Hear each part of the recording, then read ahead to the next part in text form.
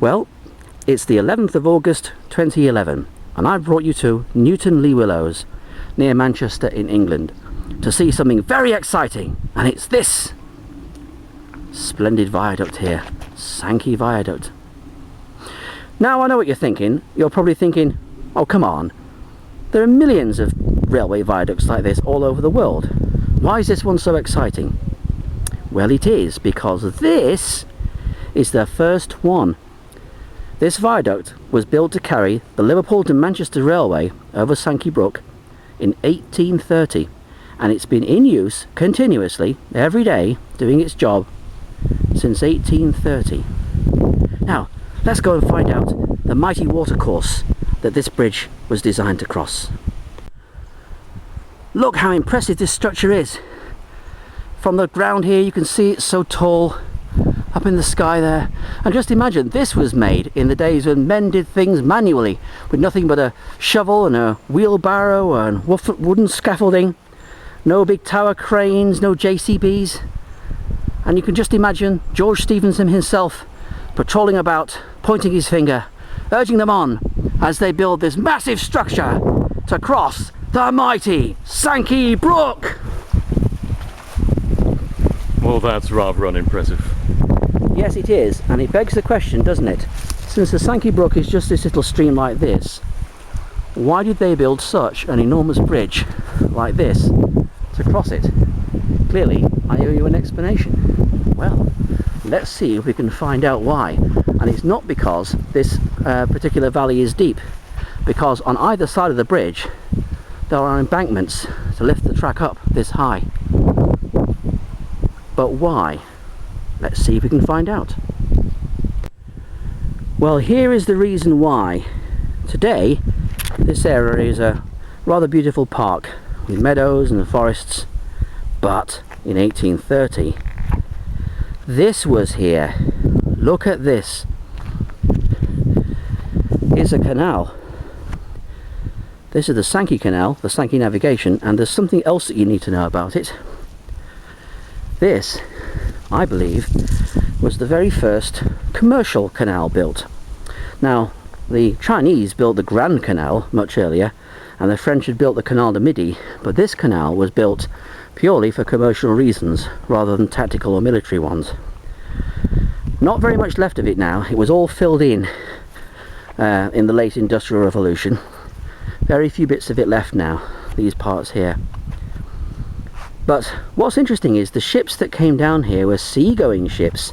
They had tall masts. You can just imagine them coming along here. So the bridge would have to be high enough to let those masts pass underneath the bridge. See, the alternative to do that would have been dreadful. It would have been this. George Stephenson would have had to have his trains come up alongside the canal with a swing bridge here. Then he would have had to swing that bridge every time a boat wanted to pass through.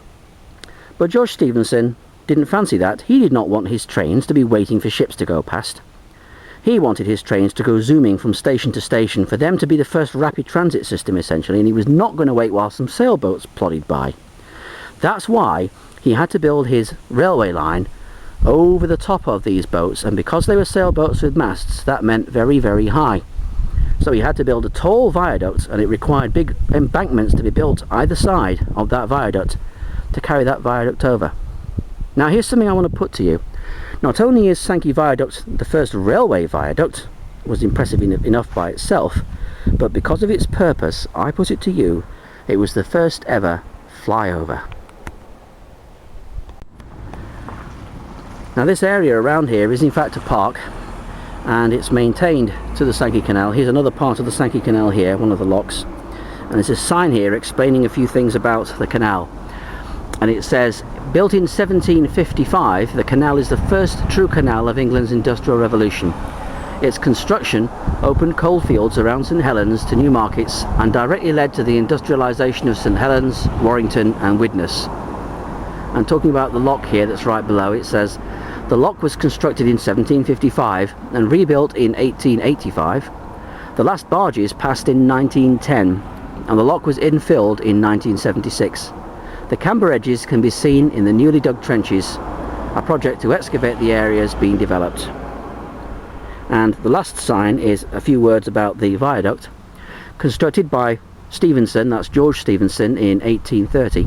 The viaduct carries the world's first passenger railway across the Sankey Valley and England's first industrial canal.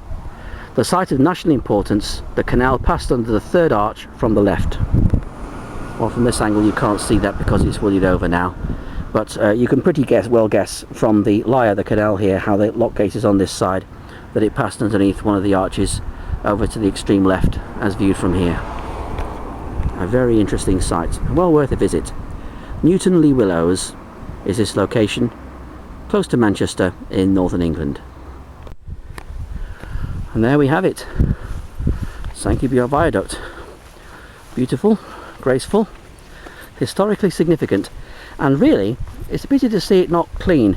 And what I think they ought to do is, on its 200th anniversary on 2030, I'd like to see the council get this thing cleaned up, because it was beautiful when it was first done, and they could clean this up, it would look lovely, and they could build some kind of a fair here in this area, plenty of area here for some kind of industrial fair to be taking place here to celebrate the great achievements of the early part of the British Industrial Revolution, because I believe that this viaduct will stand around for as long as the Roman aqueducts have. Given that this is the first one, it's very unlikely that this will ever be demolished. So I say, let's take care of it and celebrate it as something special. Someone's on Channel 5, Dad. The excitement.